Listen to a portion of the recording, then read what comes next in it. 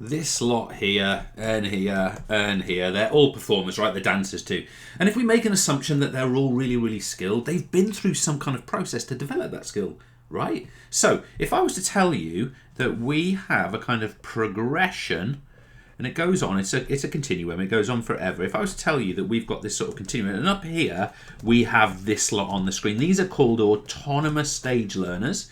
Really good. We'll come back to the exact characteristics in a second. Very skillful. If I was to tell you that down here we've got absolute beginners, like all of these would have needed to start somewhere, and somewhere in the middle we've got what we describe as associative stage learners. We sort of give the impression that what someone would do is kind of progress along from being an early stage learner, let's say reach this point, then they're in the associative phase, reach this point, and then they're in the autonomous stage of learning. That's what stage of learning is. Now, the point I want to make to you is a very, very important one. These stages are not discrete. And what I mean by that is that somebody can progress to be in the from a cognitive stage learner and kind of be in this sort of zone where they're in between. They can also become an associative stage learner, not practice for a while, and slip back to being a cognitive stage learner because they haven't undertaken that skill for a period of time, for example. Now, what we're going to do here is we're going to take cognitive, associative, and autonomous. We're going to look at the characteristics of them, exactly what these terms mean, and then we're going to link it to the types of feedback that make these performers better. So with that in mind, let us get straight onto this and let's talk about our cognitive stage learners. These are people who are novices, they're beginners. So what does their skill tend to look like? Well, we find that they have many errors. No surprise there. Because there are many errors, the method of learning they tend to use is what we would describe as trial and error learning. Well, that's kind of useful if you're making a lot of mistakes, right? You've got lots to build on. We'd also say that they have to literally think through what it is that they've got to do.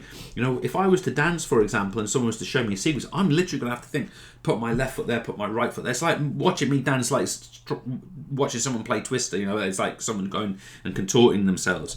But that's what we're describing here. The movements are likely to be jerky. Now, if we come back to the characteristic of skill, it tends to be fluent and smooth and flowing. Here, they're jerky. We find also that motor programs, those stores of movement in the long-term memory, they're only just beginning to form. Okay, so the actual motor program that this performer is relying on to make the relevant movement is not there yet. They're building it. We could also say that they've got narrow schema. Remember, schema is a bit like a motor program, but it's a generalized movement pattern stored in the long-term memory, and people can adapt it for different scenarios. Well, they're very narrow for an early stage learner. People in cognitive stage learners, they really need a mental image in order to sort of perfect a skill. And not to perfect it, they're not at that point yet, but they need that. And their movements are going to be very inconsistent, okay? And remember, we talked about consistency as a feature of skillful performance. Now, if we now link feedback to a cognitive stage learner, what sort of feedback are they going to need? Well, absolutely crucial for especially young people and cognitive stage learners is positive feedback is essential.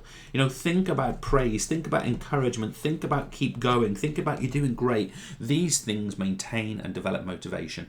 We can also say that negative feedback, which could be just a coaching point, but negative decreases motivation.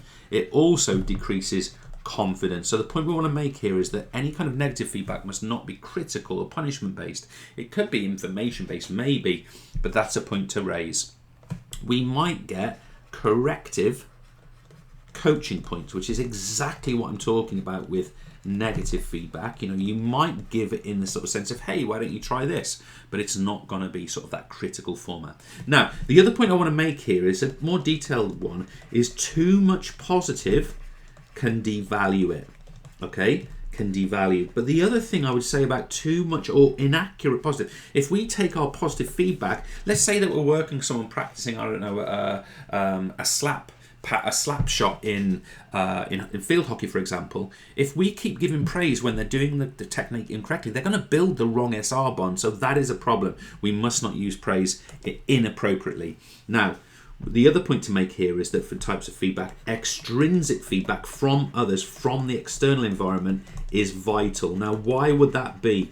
The reason that would be is because cognitive stage learners have no kinesthesis yet, and I'm using the American spelling this time, no kinesthesis yet, okay? So they can't use that intrinsic feedback, so it has to come extrinsically from a coach who might guide them and support them.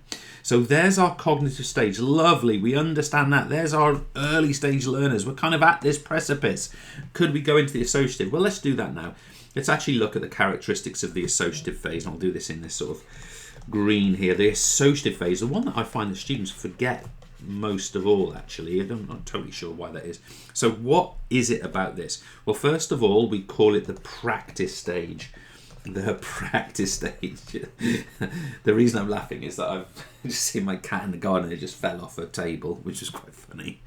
Anyway, it's called the practice stage. Secondly, we find that we get up arrow more fluency to the performances. So the skills, the trials that are being done are becoming more fluent. So that's obviously positive.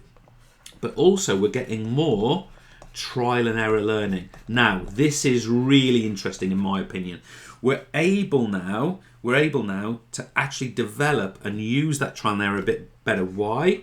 Because we've got some kinesthesis, some intrinsic feedback.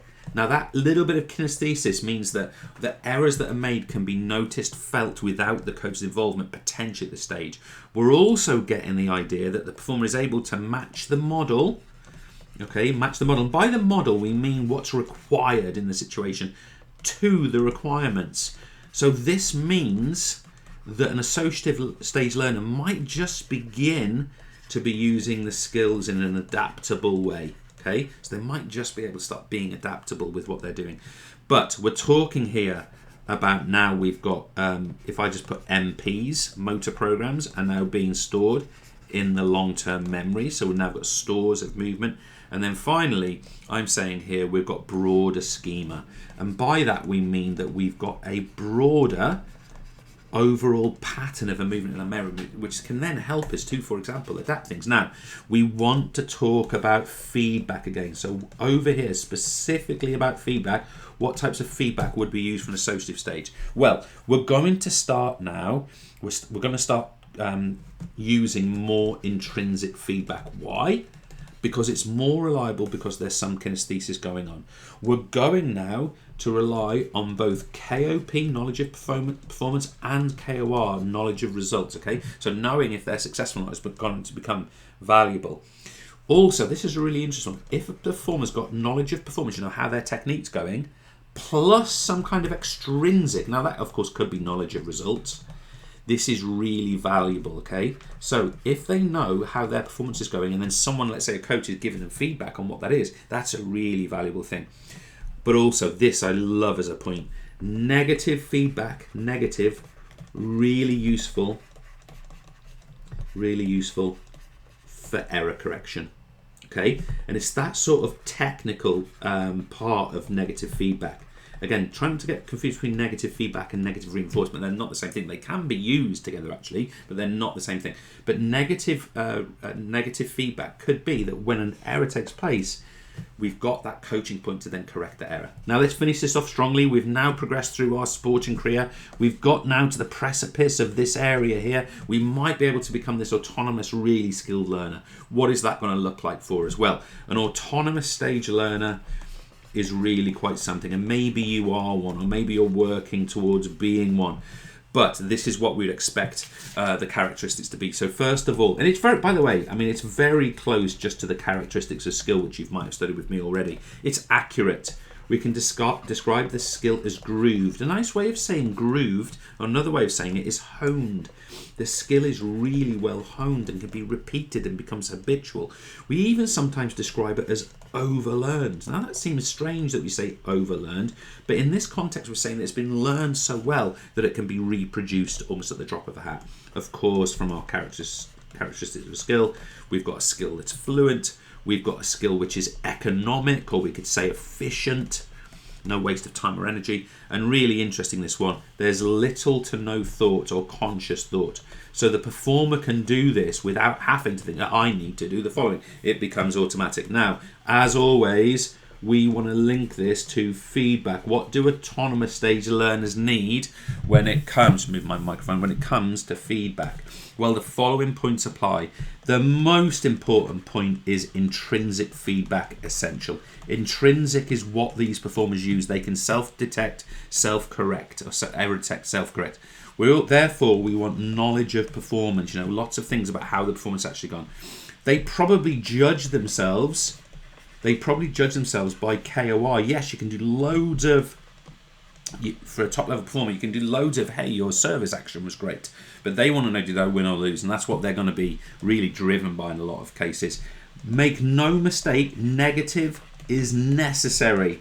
So if you try and give too many compliments to an elite athlete, they're not interested in that. Tell me what I need to do better. And finally, let me just write that down. Positive, not important, or less important, let's say. Positive, less important. Now, I'm a bit annoyed about this video because I think my fan on my computer has gone absolutely berserk, and I think that might be affecting the sound for you. So there's a bit of feedback for me. But there are stages of learning. We have now reached all the way up to our autonomous stage of learning. We're now brilliant. We're now perfect. We're now an expert. Let's go make money. Cheers.